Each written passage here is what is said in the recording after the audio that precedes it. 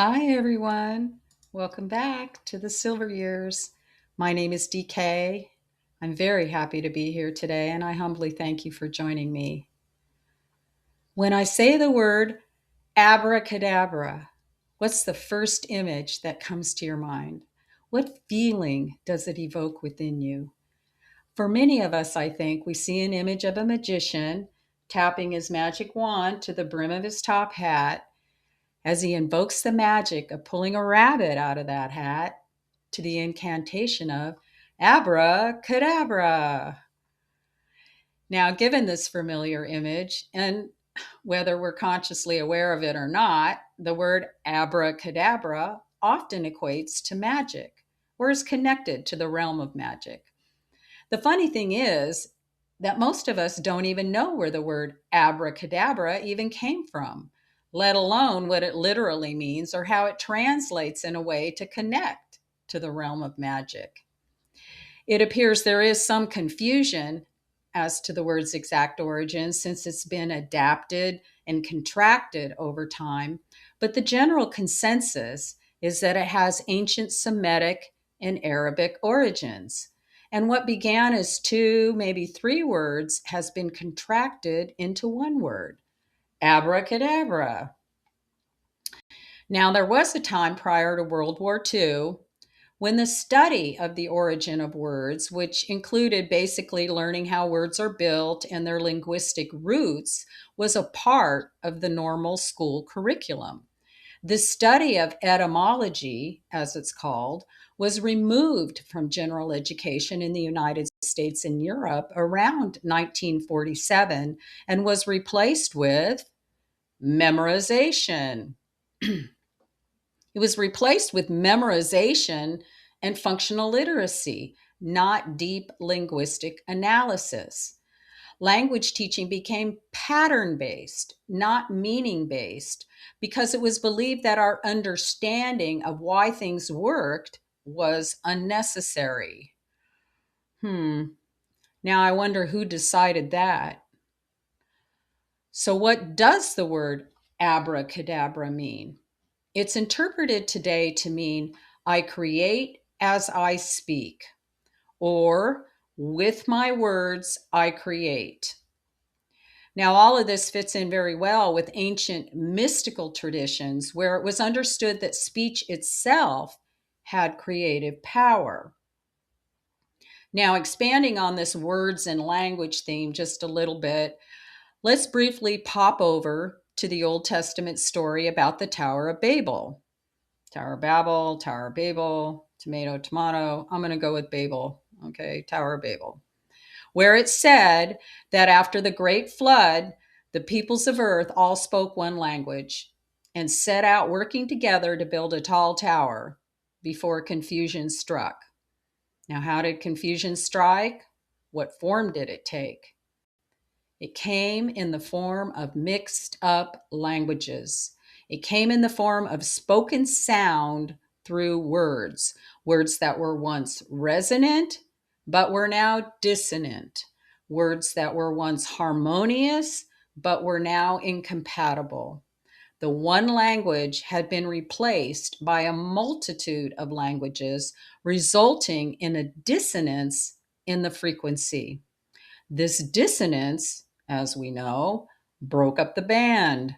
What had once been created using collaborative words as sound frequency was now jumbled in chaos, where it could no longer hold the creative power of a united voice, which, if you know the story, resulted in the collapse of the entire undertaking and a complete disconnect from within of the peoples involved, who had little choice but to disperse. While I'm not here to argue the veracity of the Tower of Babel as presented, I find this familiar story a great metaphor for a number of things.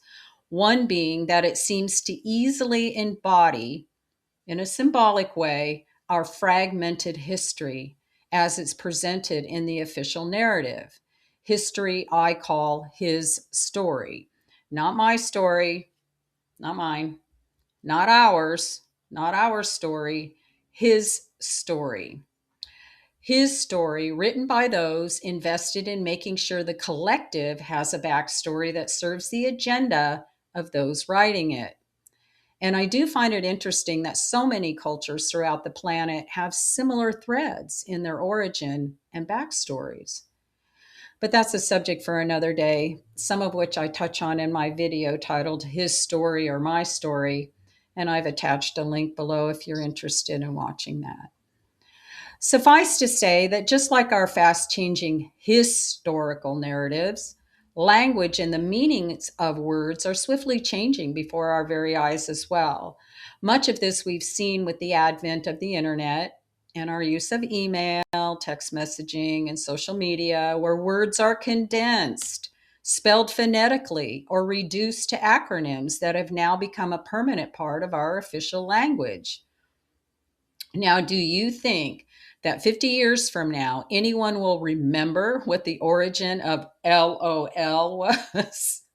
Yeah, we all know what it is, that it's an acronym that stands for laughing out loud, because we were there at the inception when it became an official word according to the Oxford English Dictionary.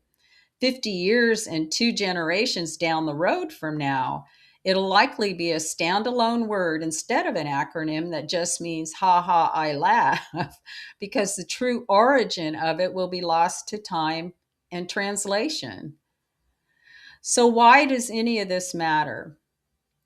It matters because words are sounds, and sounds are frequencies. Frequencies create our perceptions, frequencies create our reality. Everything in our reality is a frequency. Everything. Just like the word abracadabra is a frequency. What kind of frequency does the word abracadabra emit into the ethers when it's spoken out loud? Abracadabra. It emits the frequency of creation using the spoken word as the magic wand. Think about it. Were you ever taught that your choice of words really mattered or had any power? I suspect most of us were not.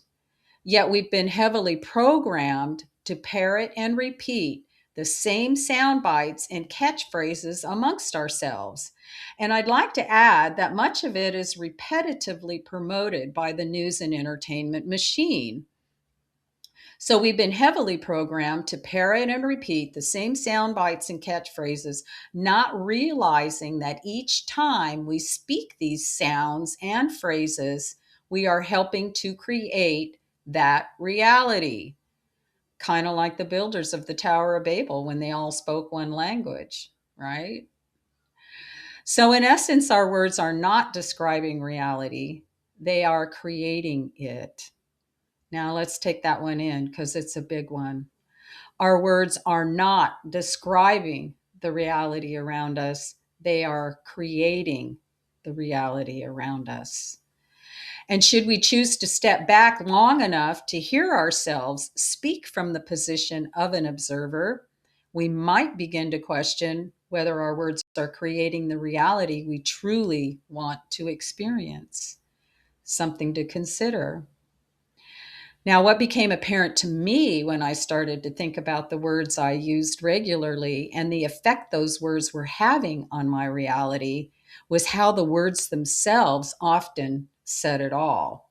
If I only had the ears to hear, I just never connected it until I did.